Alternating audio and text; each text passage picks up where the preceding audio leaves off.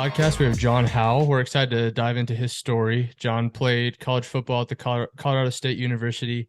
He was drafted to Tampa Bay in 2001. In the following season, he went on to win a Super Bowl with the Buccaneers and then finished out his career after signing to the Seattle Seahawks in 2006.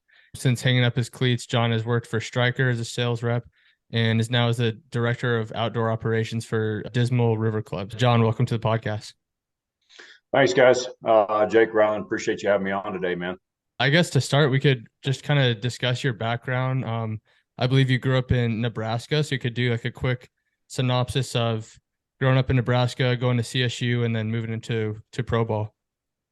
Yep, grew up in a real small town in Nebraska called Mullen, town of about 500 people, middle of nowhere, Nebraska. It's all ranching, farming and ranching. Played 8-man football. I had 23 kids in my graduating class, just a super small rural area. Grew up working at a young age. Obviously, that's just what you did. We didn't have a lot of youth sports. The only youth sports we had when I was growing up was wrestling. If you had a pair of shoes and a t-shirt, you could wrestle. Our high school football was good. I think it just made kids tough and disciplined, taught them about work ethic at a really young age. And so that's what I did since I was 3 years old. I wrestled. Couldn't play football until middle school. That's the first organized football that we had in that little area. But since the day I was born, since I can remember, since I was 3-4 years old, dating back to my first memories, I wanted to play football. So up until 7th grade, it was just backyard ball, recess ball, watching football on TV.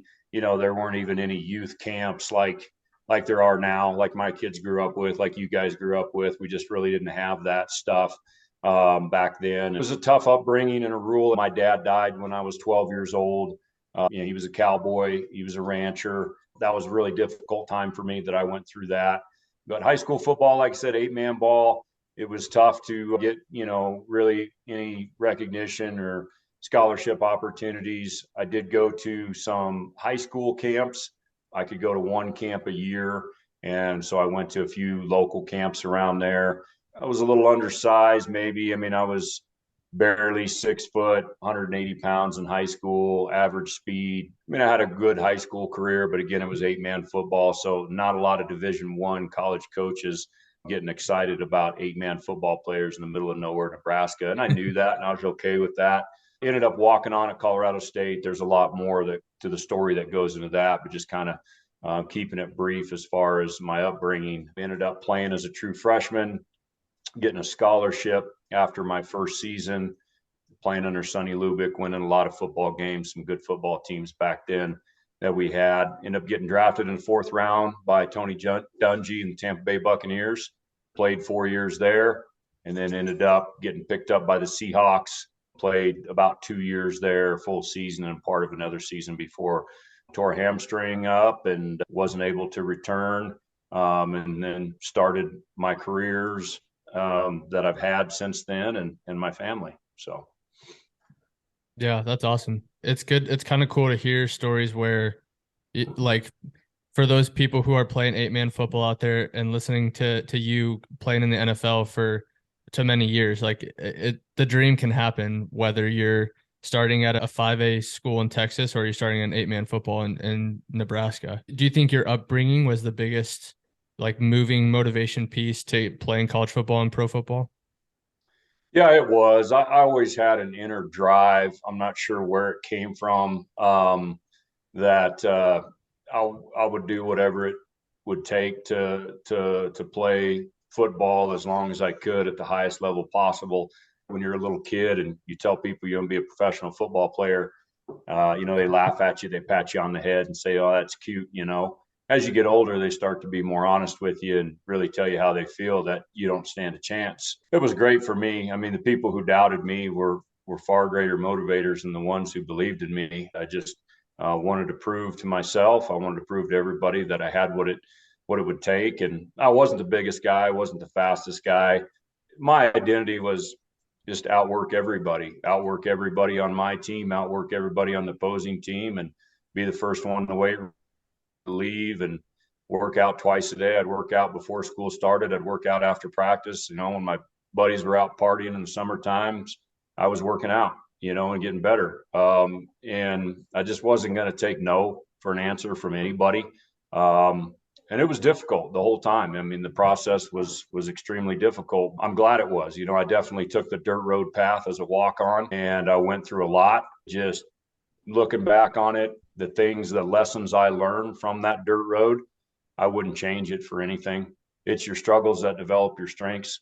And I had a lot of struggles, but it's what has made me who I am today. I want to ask you about some of that hard work. You could argue majority, if not all, at least high competitive and athletes that who have been successful have some of those attributes, right? They're all hardworking. They all want to be the ones that show up first and leave last. But how have you used that you had previously in your collegiate and professional career with football? Have you transferred that to your working life with Striker, and how did you transfer that to where you're at now? Well, I think that's a good question. I see a lot of athletes struggle to do that. I see young athletes who are done with sports who had a fantastic work ethic throughout their entire career, dedication, discipline, great attitude, work ethic, all of those things that I think sports teaches us. I think it's the greatest stage there is to teach life skills. And as a youth coach and a high school coach throughout the last several years, I try to teach those things that these are the things that sports teaches us that will make you a better father in life. It'll make you a better business owner. It'll make you a better husband. It'll make you a better employee, whatever it is. And that's true. Those are things are all true, but you have to apply that. And I think the problem with a lot of these athletes is they have a hard time figuring out how to apply that into their work life or their personal life or their marriage, when it's not sports, right? It's easy to go there to the gym and work out and be the first one there and outwork everybody. But then all of a sudden, you're in a cubicle every day and you're bummed about that. You're depressed that sports are over. And so I see a lot of these young athletes have a hard time applying that. And I think it comes down to identity. What's your identity? I have a lot of buddies who struggled with life after football because that was their identity forever. I was always ready for the next chapter in my life, but you have to come up with a new motivation, a new drive. And, it has to be the best father, on the planet, to be the best entrepreneur there is. You have to have a motivation, you have to have a drive, and then you can apply those efforts to that. Then you can get to work an hour early and go over the reports for the day, for the week. You can study your business, you can study tax laws, you can do a lot of these things that are going to make you better at your business. You can pour into your family, but you have to welcome and accept that identity that I'm no longer John Howell, safety for Tampa Bay Buccaneers. I'm John Howell, father of 3 beautiful children, husband of Laura, and I'm an outfitter. I run big game hunts. I'm going to have the best business in my industry. And then you can start to, once you have that goal, that motivation, that drive to be, and maybe it's to be the best version of yourself, but that's got to come first, because the reason you're the hardest worker is because your goal, your drive, your motivation is to be the best safety or the best lacrosse player, best basketball player, whatever. That's your goal. That's your drive. That's what you're trying to obtain. And then you get out, it's like, well, I'm just going to work, and yeah, I got this going, and I know I got to apply the same things I learned through sports. But what is it that you want to be? What's your new identity? You got to have that. So we can get into faith as we go too. That's a huge part of my life that I didn't have like I have it now when I was playing ball as well, that fortunately my kids have, and that helps them tremendously deal with a lot of these adversities that we talk about. So Yeah, it's good to hear. I think there's a hard reality we all had to face as soon as we found out or came to grasp with ourselves that there wasn't an opportunity to continue playing. And there's a switch inside our head that you have to flip. And it takes a little bit of time. Like for me, it took a little bit of time to realize, okay, lacrosse isn't an option to continue on this path, and I'm going to harness all that competitive nature and motivation into something else, into a new goal, a new aspect of my life that I could foresee coming to fruition. I think it's a hard reality we all have to face, but I think if you can surround yourself with people that are focused on the next thing or the next chapter, then you'll be able to see that other side. And the student athletes that do focus or do struggle with a lot of that change, the best thing they could do is find those people and find it within themselves. Easier said than done, of course. Yeah, because it's inevitable, right? I mean, none of us are going to play forever, and hardly ever do any of us go out the way we want to. Not very many people get to ride off into the sunset and retire after winning a Super Bowl. Very seldom does that ever happen. Most people go out because of an injury. Most people go out because they're not as good and as skilled and as fast as what they used to be, and there's somebody better behind them, and so they're forced out. Maybe they get an injury. So it's inevitable. I mean, you're probably at whatever point in time your career is going to get cut short sooner than what you wanted it to be. And so, I think you got to accept that. You got to understand that. But you also got to know that, that's not your identity. That's not, it's just something you did. It's not who you are. And what's your next new identity, and to me, that's the biggest part about your faith is your relationship with Jesus. When you're not trying to, impress somebody in order to be comfortable with your identity, but that doesn't mean that, your identity can't be a part of your goals. Like my biggest thing was I couldn't wait to be John Howell, the father. I wanted, have kids since I was young and was excited to be a dad, probably in large part because my dad died when I was 12 years old. And I never had a relationship with him as an adult, as a man. And so I always kind of had a void there that I couldn't wait to, fill with my own kids in that relationship.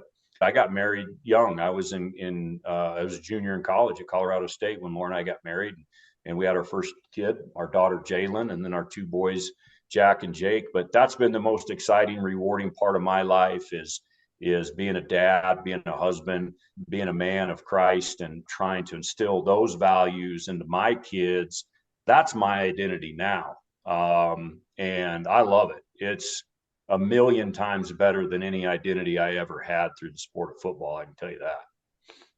Yeah, that's great. One thing I wanted to go back to is when you think about your whole lifespan, God willing, you live to, 80 to 100 to 120 years old. But when you think about your college career, even if you went on to play pro, it's probably a fourth or even less of your life. And so you have 75% of your life where you got to figure out what your identity is going to be. And the biggest thing is sports will always come to an end, but things like business, being a father, that will never come to an end. And so I think that should give some hope to some of the listeners where, you're not really sure what path to go down in your life, but just know that whatever path you choose now, that's going to be until you die and until you leave the earth. And so that should give you some hope where this feeling that you have, it probably not, I don't want to say it might not ever happen again, but it's not going to be like I lost this true identity. Um, but yeah, so going back to your family, like I know that you have raised some awesome athletes as well. And you can touch on that as well and brag about your family a little bit if you want. But how has kind of turning into a dad as a role been part of your process? And then maybe a second part of that as well is you said you were always kind of ready to move on to the next stage. Was that in business as well? Like what were you doing in the NFL to kind of, set up the next page of your life because you knew that the NFL career was going to end at some point?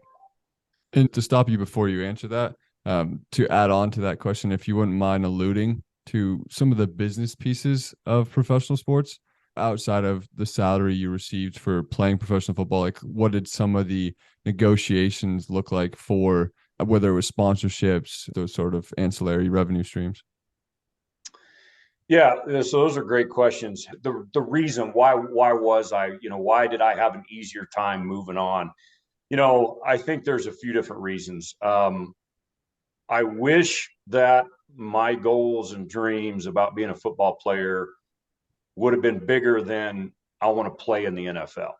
I want to make it to the NFL because once I did, I feel like I breathed a little bit of a sigh of relief, and maybe I let up a fraction. My goal should have been, I want to be in the Hall of Fame. I want to be an all-pro safety.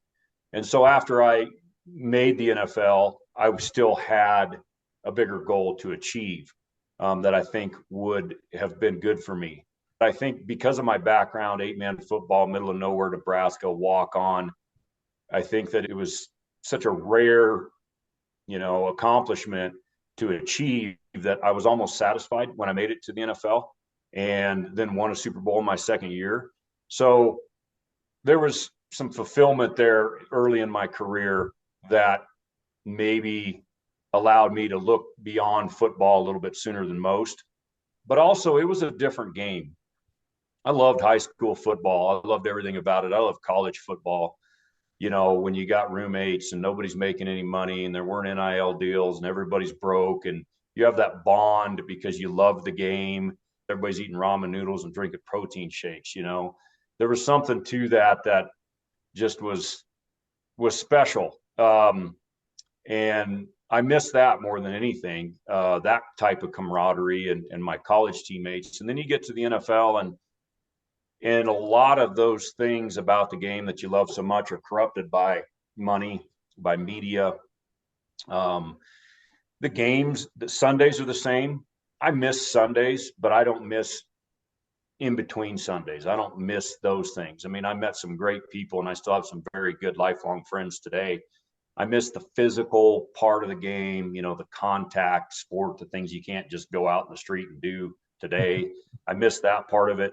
But I didn't love being an NFL football player, just because of a lot of the things that took away the purity of the sport at that level. I was old school. You respect your coach. You work harder than everybody else. You get rewarded for it. Your teammates, no matter what, you're all working for the same common goal. Nobody's making any money. We all want to win. We'd all rather, play below average and win than to play great and to lose. And that all changes in the league. And I didn't like it. I didn't like it at all. I still don't like it. And so that was another reason that allowed me to be more at peace with being done. And I already had kids. I had kids in college. I had all my kids. My two boys were born in Tampa when I was playing for the Bucs. I was ready to start, pouring into their lives more, coaching their sports and bringing them up and raising them. Not to say you can't do that playing football, but I was ready for my focus to shift to that. Now, I will say where I think I was probably I gave myself a little bit of a disadvantage and focus away from football when it shouldn't have been is I was always looking at, well, what should I invest in? I'm making good money playing professional sports. What kind of a business can I get involved in? What type of investment should I make? What do I got to do with my money? I don't want to do anything stupid with it. I don't want to go, spend it on, vehicles and jewelry and all this stuff and big trips and everything. I got to be smart with my money. What do I got to do? And the best advice I got about that was at the end of my career. And it was basically, and it was a good friend of mine. He was a punter in the NFL for a long, long time. And he said, focus on what's making you money now. And don't worry about what to do with your money until you're done with football. I got so involved with trying to do these other businesses and I got involved in real estate and it was a distraction. And it distracted me away from the foundation of my finances, which was football. And I made some poor decisions with my finances because of that. I was probably in more of a hurry to be done with football so I could get into these other businesses that I was trying to do and start.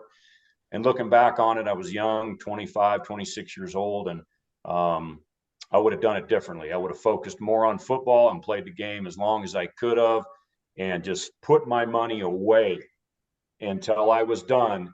I was older and had better wisdom and more knowledge, and then I could slowly start to get into business. I don't recommend rookies and second and third year guys really start to get into these businesses. You see veterans obviously make some good decisions and financial decisions and investments and business opportunities, because they're older, they're wiser, right? And they're not in a hurry and they get anxious and they make dumb decisions. So Yeah. So you think that the biggest thing is more of the wisdom of money, and that comes with just being able to like you shouldn't, I guess the how I should phrase it is you shouldn't invest your money early on because you don't have the wisdom yet of what you need to do. well, I think that you definitely, if you're going to, you need to have a team, you need to have some help, you need to have wisdom from somebody else somehow. If you've got Mhm. a financial advisor, obviously that's a little bit different. And I mean, investing money, like, pouring into your 401k and having a financial advisor invest in some stocks and different things like that. That's, I'm not saying don't do that. But to say, well, I'm going to open up a bar, I'm going to start a bar restaurant my rookie year, and it's going to have my name on it, and that's going to be great. Or I'm going to, invest in something back home in my community, a business, and I'm going to hire one of my buddies to run it and all that stuff. That's what I advise against. I don't think, a financial advisor investing some of your money into stock market's really a distraction for you. I don't think any of those things are, but I was buying real estate and trying to get involved in that. And I didn't know what I was doing. And, and I didn't have a good team around me because I was a father at the time. I felt like I've always been kind of mature beyond my years. And so I could handle it myself. And I got into some stuff that, were bad decisions that it just seemed smart at the idea. And the other part of it was, there was a lot of people way smarter than me that got into trouble with real estate just because of the timing of it. It was 07, 08. Mhm. And so, but my point is, because I was ready to be on to something different. I was already focusing on other businesses, and I just wish I would have played football, put my money aside. And that's my advice to my kids now. My daughter, she's a professional soccer player for Racing Louisville. My I have set her up with a team of people, an accountant and financial advisors and a whole team of investors and with a firm, and their job is to educate her. Nobody's going to be more focused on your money and what your money can do than you. Don't just put all your, trust into somebody else. Learn as you go, be taught about it, self-educate, but have that team, have that support. Excuse me. Um, but other than that, keep your money. She loves coffee. She wants to own a coffee shop one day. Don't buy a coffee shop now. Play soccer now. Keep your money, save your money, dabble in the stock market a little bit with some help, but focus on soccer and save as much money as you can. When your career is over, 28, 30, 32, whatever it is, you'll know more about business and you can take your time and you can invest wisely into your career in the next chapter of your life. Yeah, very interesting. There is huge advantages of focusing on one thing at one time instead of trying to be spread too thin. So like you're saying, like if you're playing pro soccer at Louisville, like that's what you should focus on. And when you I'm starting three different businesses and I'm trying to do all these things, you might be good at three businesses, or you might be good at one business and might be good at soccer, but you're probably not going to be great at soccer and great at business. Like it's in order to be truly great and win at that circle, like you need to be all focused in on that and put all your efforts into that. Yeah, exactly. And there's probably lots of guys way smarter than me, but they could maybe come in their second, third year and start to get into some other things. But I don't know a lot of guys that early on in their career had businesses that were operating, that had employees, that had managers and things like that. They were probably starting to develop a foundation and a structure for that. But I was doing that. I'd made investments back into my family ranch with cattle. I had made investments into real estate. I had a couple other side things, and I feel like those were a distraction. Those were things that like, oh, it's okay if I get cut, and because I've got this other stuff going. Hindsight, I would have just made football my business. And not that I didn't keep the same mentality of work ethic and dedication, but like I teach my kids now, treat football, treat soccer, treat wrestling, whatever it is, as your business. And so what that means is, yeah, your hard work, your dedication, but instead of going home, get the extra treatment for preventative maintenance, right? Show up 30 minutes early and do your extra stretches and your warm-ups. Focus on your diet, your nutrition, your sleep, your hydration, all those things, that weren't as popular back when I was playing. My deal was you show up when you're supposed to show up, you run through that brick wall as hard as you can, and then go home, you know. But there were guys that invested more time into film study than I did at the professional level. I want to get home and see my kids, So what I tell my kids now is, if this is what you want to do and you want to be the best at it, treat it like it is your business and it is your number one focus. I don't recommend you getting off practice at 2 o'clock and going home and working on, your second career or running a business. I recommend doing all the other little things, all the preventative maintenance. All the guys that I saw do those things had longer careers, right? I remember seeing John Lynch doing his own stretches and his own warm-up routine prior to practice when everybody else was just hanging out in the locker room visiting. I saw Derek Brooks in watching film for 2 hours after practice got over, because that was his business. That was his career. That's what he wanted to be the very best at. And they played a long time and they were the very best at it. So that's my advice now to my kids. Treat your sport as a business in college and at the professional level. Yeah, I think the highlight out of that was the allocation of your resources. There's only so much time in the day. And if that is your goal, is to play that sport at the highest level you can and to the best of your ability, then I think you have to prioritize your allocation of time. Our college coach back at the University of Utah would always get a breakdown of how many hours we have in a day, that classic speech. But one thing that really resonated with me was there's like 3 priorities you could classify in your life. There's work or school, social, and then ancillary stuff, that other stuff. So if your priority and your goal is to be the best athlete, or in this case the best working professional you can be, it makes most sense to dedicate the most amount of time to that piece and do those, and use that other time for ancillary stuff to better yourself at your sport or to better yourself in your business. Like you said, like studying legal and studying tax and getting a real study on the market and understanding, okay, what's the next step in my business plan. So I think it's really important to understand the allocation of your time and the best ways to manage that in order to be on a successful track. And by all means, it's a learn by day process, and everybody fails. Like everybody has their trials and tribulations, but as long as you have some idea or plan in mind, it's probably more beneficial to you than just running at the fire. Absolutely. And a certain aspect of that is rest too, right? And it is, the break away from the sport to recharge the batteries, right? To sharpen the saw blades in the off season so you can go back with a clear mind and hungry. I think there's a balance with that as well, right? It's just like your career. It's just like life after sports. You got to stop and smell the roses too. You got to spend time with your kids, your family. You got to take a vacation.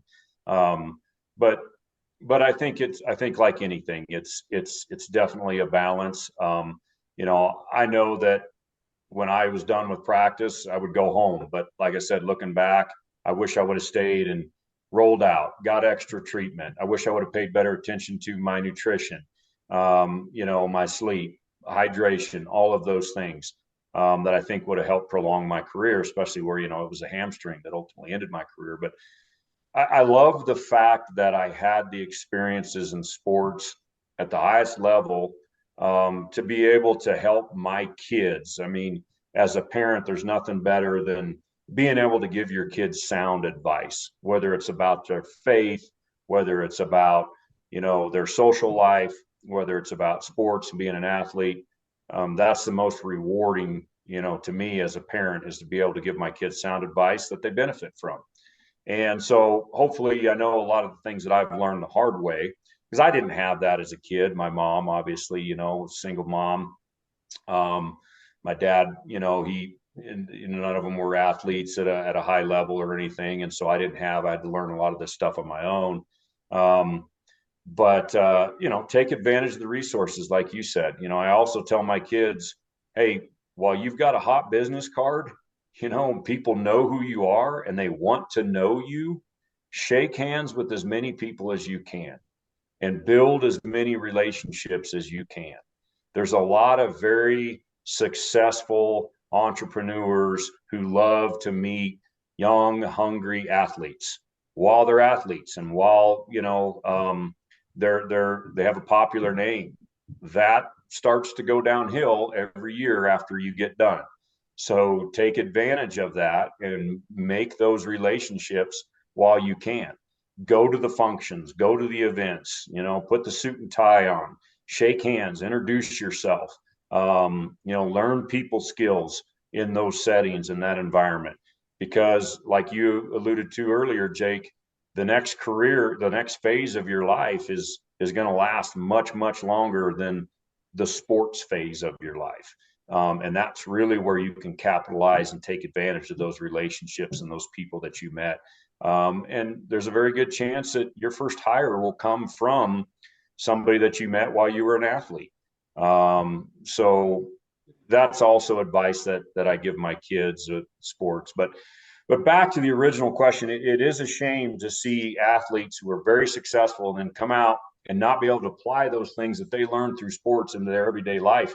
Why can't you take that same work ethic that made you a Division I lacrosse athlete? Why can't you take that same work ethic and apply it towards your new career? Why can't you take that same work ethic and apply it towards your marriage?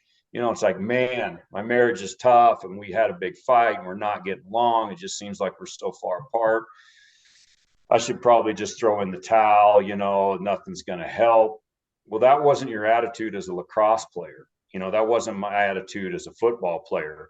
My attitude is you go to work, you go back to the drawing board, you figure out something else, you work harder, you show up earlier, you put more thought into it, you ask other people, how do I get better in this area? What's your advice? All of those things. We didn't quit, we didn't give up in sports, so we can't quit and give up in our marriage. We can't quit and give up on our faith when we get knocked down and continually kicked while we're down.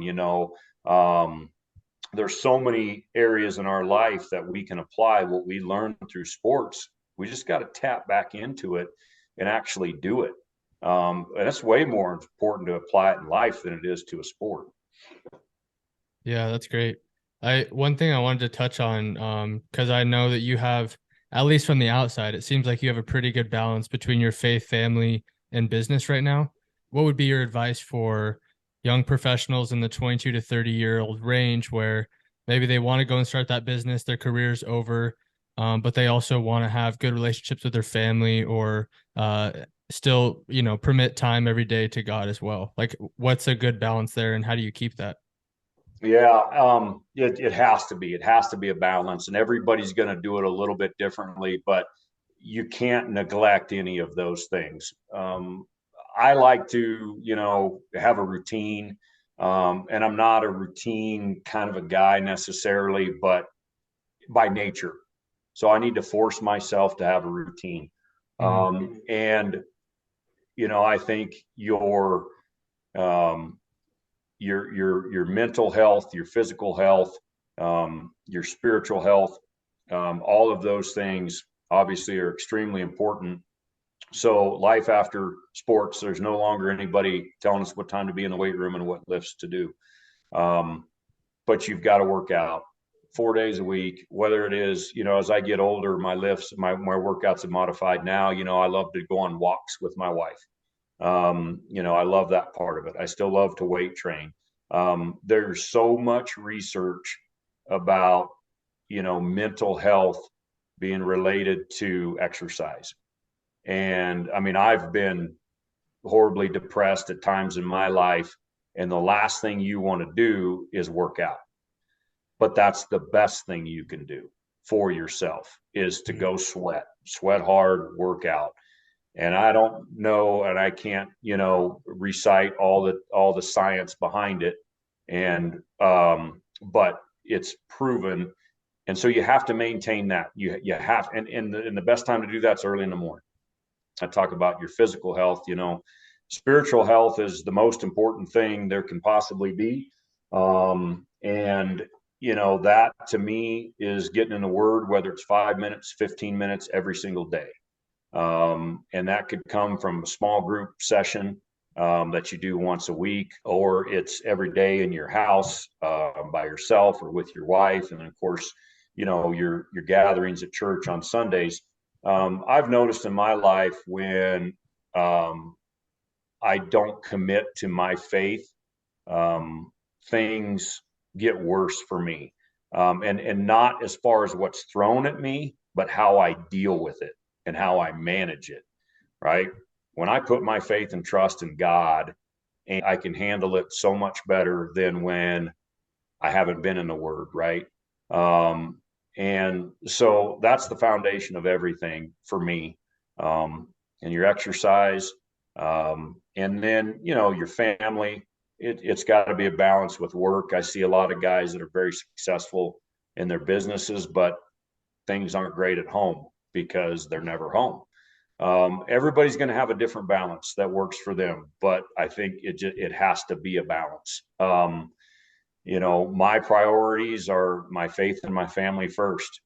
There's been opportunities where I could have done some different things and made more money, but it would have taken me away from my family to do that, and I chose not to do that. I'm not saying it's right or wrong, but that's what was right for me and what was right for my family. Maybe it would be different for somebody else, but there's got to be a balance, man. And while you guys are young, you got to go get the experiences in business, in life, right? And you got to learn from people who've done it, and you got to make mistakes, man.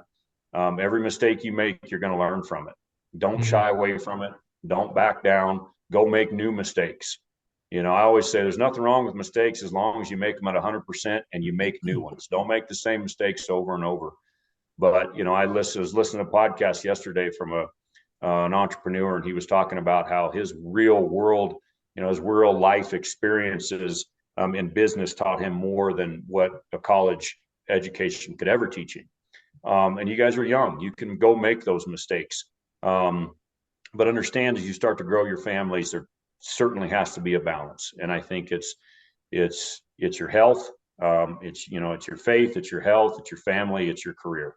You got to balance all those things. We want to ask one last thing that maybe we could leave with the audience that we feel you probably have a pretty good grasp on, and that's negotiation. And negotiation happens every single day. You negotiate with your wife who's going to take the kids to school.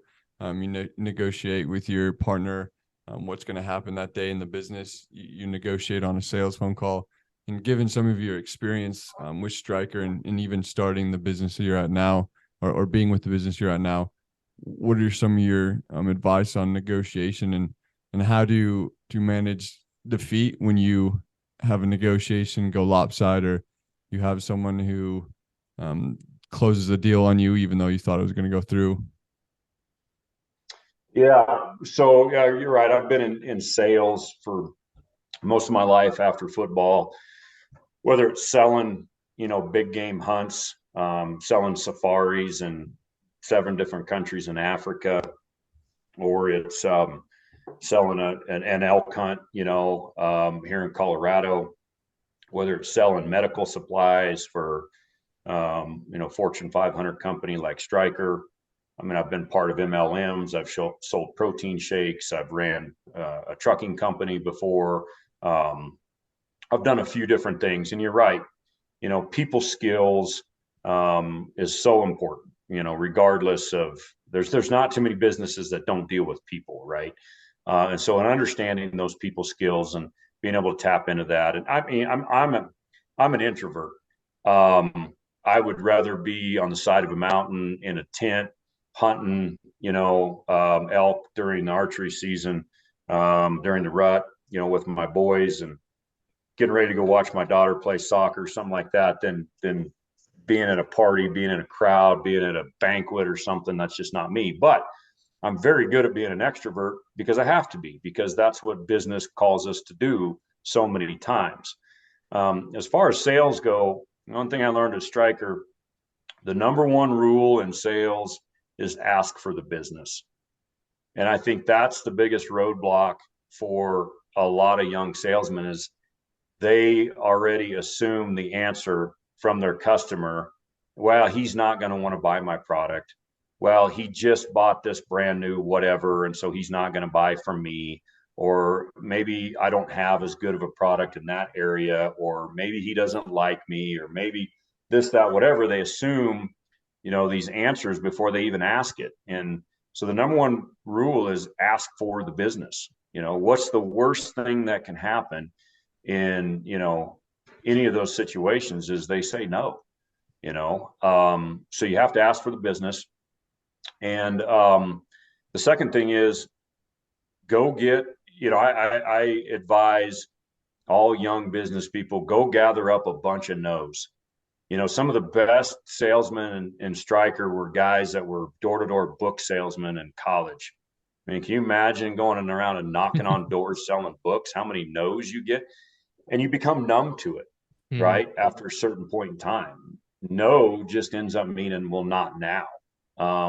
But people who aren't used to being told no take it as such rejection. They take it so personal, and they're never going to go ask that guy again for the business because he told you no one time.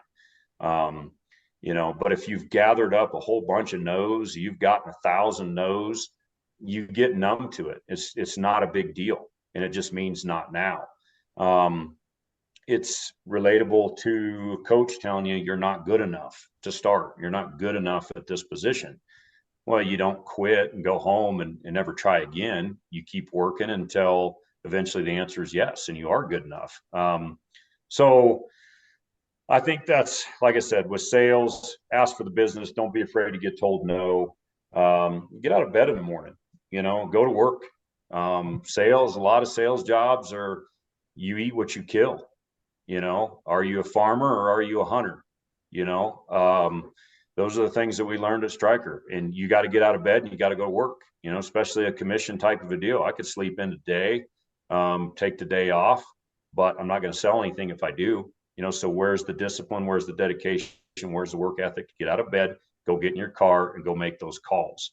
So anyways, guys, yeah, that's, my advice. I don't have all the answers. Heck, I'm still trying to figure out a lot of these things, but that's what's so fun about life. You either win or you learn, right? And we can use those to our advantage and help teach our kids. But get in the book of James, man. James is a lot about struggles, trials and tribulations, and it talks about how to embrace those and consider it pure joy when you face those trials and tribulations, because it's testing your faith. James 1-2-4.